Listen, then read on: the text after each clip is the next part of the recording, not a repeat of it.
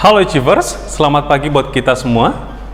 Pertemuan kita kali ini, kita akan membahas tentang perilaku produsen dengan dua input variabel. Sebelumnya, kita telah membahas tentang perilaku produsen dengan satu input variabel. Dalam hal ini, kita akan mempelajari tentang dua hal yang berbeda. Yang pertama adalah isoquant dan yang kedua adalah isocost. Baik, kita mulai dari yang pertama adalah isoquant. Iso adalah sama, quant adalah kuantitas. Jadi, isoquant adalah kurva yang menggambarkan jumlah produksi yang sama dengan dua input variabel, yaitu tenaga kerja dan modal. Jadi, dua input tersebut terdiri atas tenaga kerja dan modal menghasilkan jumlah produksi yang sama, adanya kombinasi antara faktor produksi modal dengan faktor produksi tenaga kerja, dan bukan menghasilkan jumlah produksi yang berbeda. Untuk lebih paham, mari kita lihat penjelasan berikut ini. Baik, kita perhatikan contoh dalam tabel berikut ini, di mana ada 4 kombinasi. Kombinasi A, modalnya 1, tenaga kerjanya 4. Kombinasi B, modalnya 2, dan tenaga kerjanya 3.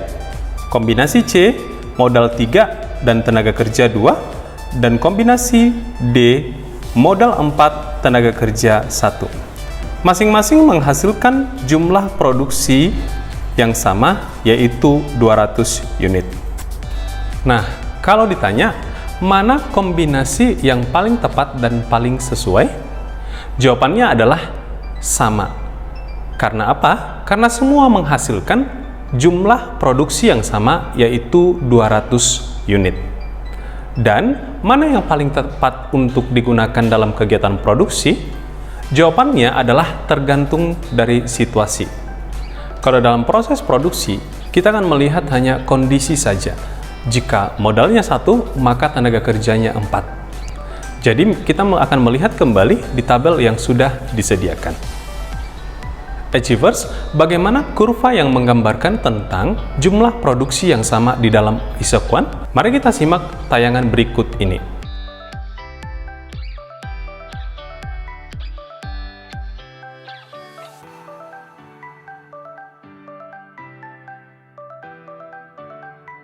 Dari kurva yang sudah disajikan tadi, kita akan bisa melihat ciri-ciri dari kurva isoquant.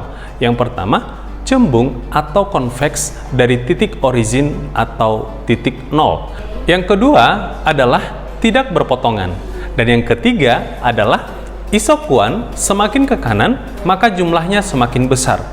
Isoquant bergerak dari kiri atas menuju kanan bawah. Yang keempat, menurun dari kiri atas ke kanan bawah. Ini menunjukkan bahwa kurva isoquant tidak linear. Baik. Yang kedua, kita akan mempelajari tentang isocost. Isocost adalah kurva yang menggambarkan dua jenis input, yaitu tenaga kerja dan modal, dengan menggunakan biaya yang sama. Untuk lebih jelasnya, mari kita perhatikan tabel berikut ini. Cost itu sebesar 1 juta, di mana modal dan tenaga kerja itu dikombinasikan. Jika tenaga kerja itu 0, maka modalnya adalah 5. Tenaga kerjanya 2, modalnya 4, tenaga kerja 4, modalnya 3, dan tenaga kerja 8, modalnya 2, tenaga kerja 10, modalnya 1. Dan kita bisa melihat bahwa biaya yang dikeluarkan terhadap produksi tersebut jumlahnya sama, yaitu 1 juta. Persamaan umum dari isocost adalah PL dikali L ditambah PK dikali K sama dengan cost. Atau bentuk lainnya adalah W dikali L ditambah R dikali K sama dengan cost, di mana W adalah wage atau upah, L adalah labor atau tenaga kerja, R sama dengan rent atau sewa, dan K adalah kapital atau modal. Jadi, kita dapat mengambil satu contoh berdasarkan tabel di atas. Diketahui rent atau sewa sebesar 200.000 dan upah atau wage adalah 100.000 dan biaya yang dikeluarkan adalah sebesar 1 juta. Jadi kita bisa menggunakan rumus yang ada di atas, W dikali L ditambah R dikali K sama dengan 1 juta. Di mana kita dapat melihat di tabel bahwa modal sama dengan 5. Jadi, 100.000 dikali L ditambah 200.000 dikali 5 sama dengan 1 juta. 100.000 L ditambah 1 juta sama dengan 1 juta. 100.000 L sama dengan 0. Jadi, kita bisa melihat tenaga kerja berdasarkan tabel di atas sama dengan 0. Untuk selanjutnya, kalian dapat menggunakan rumus tersebut untuk mencari kombinasi antara tenaga kerja dan modal.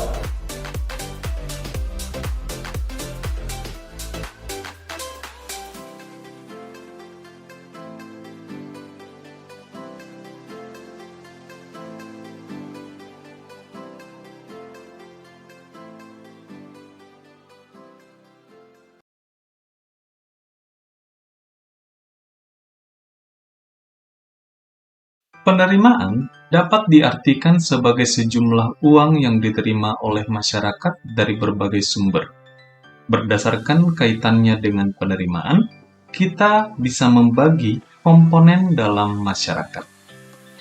Berdasarkan kepemilikan terhadap faktor produksi, masyarakat dapat dikelompokkan sebagai berikut. Pemilik faktor produksi alam seperti petani, pemilik bangunan, pemilik perkebunan dengan balas jasa berupa sewa.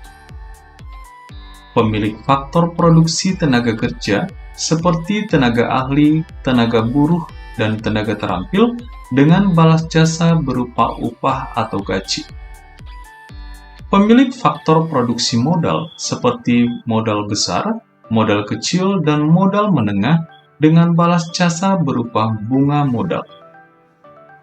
Pemilik faktor produksi kewirausahaan seperti pengusaha besar, pengusaha menengah, dan pengusaha kecil dengan balas jasa berupa laba. Setiap kelompok faktor produksi pada prakteknya saling membutuhkan sehingga tercipta sebuah ketergantungan. Achievers, kita akan mempelajari tentang jenis penerimaan yang dibagi atas penerimaan total. Penerimaan total atau total revenue adalah penerimaan yang didapat perusahaan dari menjual produknya. Secara matematis, penerimaan total dirumuskan dengan TR sama dengan P dikali Q.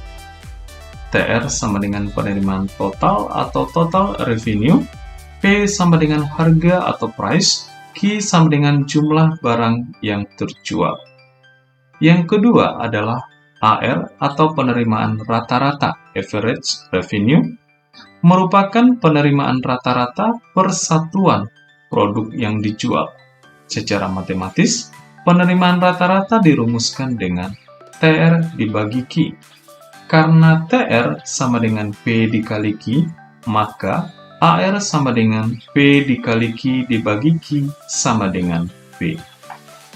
Yang ketiga adalah penerimaan marginal atau marginal revenue, disingkat dengan MR, merupakan penambahan penerimaan total akibat penambahan jumlah barang yang dijual. Dirumuskan dengan MR sama dengan TRN dikurang TRN dikurang 1. MR sama dengan penerimaan marginal, TRN sama dengan penerimaan total unit GN, TRN dikurang 1 sama dengan penerimaan total unit sebelum N. Atau dirumuskan juga MR sama dengan delta TC dibagi dengan delta Q. Baik, Achievers, kali ini kita akan melihat satu contoh dalam bentuk tabel di mana disediakan di kolom pertama adalah kuantitas, kolom kedua adalah harga. Untuk mencari penerimaan total dengan menggunakan rumus harga dikali dengan kuantitas. 600 dikali 1 sama dengan 600, 590 dikali 2 sama dengan 1180, 580 dikali 3 sama dengan 1740, 570 dikali 4 sama dengan 2280, 560 dikali 5 sama dengan 2800. Selanjutnya, kita akan mencari penerimaan rata-rata, di mana penerimaan total dibagi dengan kuantitas.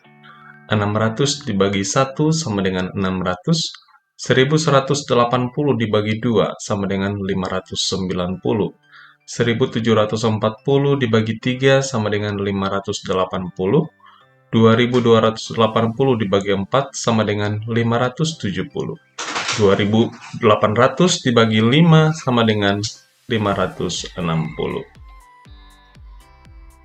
Untuk mencari penerimaan marginal dengan menggunakan rumus delta penerimaan total dibagi dengan delta kuantitas. Untuk kuantitas yang pertama, penerimaan marginalnya sama dengan 0 atau tidak ada. Untuk kuantitas 2, penerimaan marginalnya 580 dicari dengan menggunakan rumus 1180 dikurang 600 dibagi 2 dikurang 1. Kuantitas ketiga, penerimaan marginalnya 560. 1740 dikurang 1180 dibagi 3 dikurang 2. Kuantitas keempat, penerimaan marginalnya 540. 2280 dikurang 1740 dibagi 4 dikurang 3. Kuantitas 5, penerimaan marginalnya 520. 2800 dikurang 2280 dibagi 5 dikurang 4. Achievers, kita mau melihat satu contoh di dalam kehidupan kita sehari-hari. Alif mampu menjual sebanyak 600 kain batik dengan penerimaan total sebesar 40 juta. Sebelumnya, Alif mampu menjual sebanyak 500 kain batik dengan penerimaan total sebesar 35 juta. Berapa penerimaan marginal yang diterima Alif atas perubahan penjualan kain batik dari penjualan batik 500 menjadi 600? Baik, yang pertama kita tentukan dulu, di mana Q2 atau kuantitasnya yang kedua adalah 600. Penerimaan total atau TR2 adalah 40 juta. Q1 sama dengan 500, di mana penerimaan pada Q1 TR1 sama dengan 35 juta. MR sama dengan TR2 dikurang TR1 dibagi Q2 dikurang Q1. MR sama dengan 40 juta dikurang 35 juta dibagi 600 dikurang 500. Jadi, marginal revenue-nya sama dengan 50.000. Achievers, pengusaha harus bisa menganalisis titik produksi mana yang mendatangkan laba maksimal bagi perusahaan, di mana TR dikurang TC akan menghasilkan laba atau rugi bagi perusahaan. Jika TR lebih besar daripada TC, akan mendapatkan laba. Jika TR lebih kecil dari TC, akan mengalami kerugian. Kondisi yang menunjukkan titik keuntungan maksimum perusahaan berada pada titik di mana MR sama dengan MC. Saat MR lebih besar dari MC, perusahaan masih memiliki kemungkinan menambah unit produksi untuk mendapatkan keuntungan yang lebih besar lagi. Namun, saat MR lebih kecil dari MC, perusahaan lebih baik mengurangi produksi, karena pada saat itu tambahan keuntungan menjadi lebih kecil akibat tambahan biaya yang lebih besar. Achievers, kita akan melihat satu contoh di dalam kehidupan sehari-hari untuk mencari laba atau rugi dalam suatu perusahaan. Perusahaan milik Alif memproduksi kain batik sebanyak 500 unit. Dalam proses produksi, perusahaan batik tersebut mengeluarkan biaya tetap sebesar 20 juta dan biaya variabel sebesar 26.000 untuk tiap unit kain batik. Perusahaan tersebut mampu menjual kain batik sebanyak 475 unit dengan harga 75.000 per unit. berdasarkan keterangan di atas, berapa laba atau rugi yang diperoleh perusahaan Alif? Pertama, kita tentukan dulu yang menjadi kuantitas sama dengan 500, TFC atau biaya tetap sama dengan 20 juta, variable cost yaitu 26.000 per kain, dan kuantitas penjualan sama dengan 475. Dan harga per kain 75.000. Ditanya adalah, apakah perusahaan Alif mengalami laba atau rugi? TC sama dengan TFC ditambah TVC. TC sama dengan TFC tambah VC dikali Q. 20 juta ditambah buka kurung 26.000 dikali 500. 20 juta ditambah 13 juta sama dengan 33 juta. TR sama dengan Q dikali P. TR sama dengan 475 dikali 75 sama dengan 35.625.000 rupiah. Laba atau rugi dirumuskan dengan TR dikurang TC. 35.625.000 dikurang 33 juta menghasilkan 2.625.000 rupiah. Jadi, perusahaan Alif mengalami laba sebesar 2.625.000 rupiah. Achievers, demikian pelajaran kita pada pagi hari ini. Dan untuk lebih jelasnya, kalian dapat membaca buku halaman 83 sampai halaman 84. Sampai bertemu minggu depan dan terima kasih.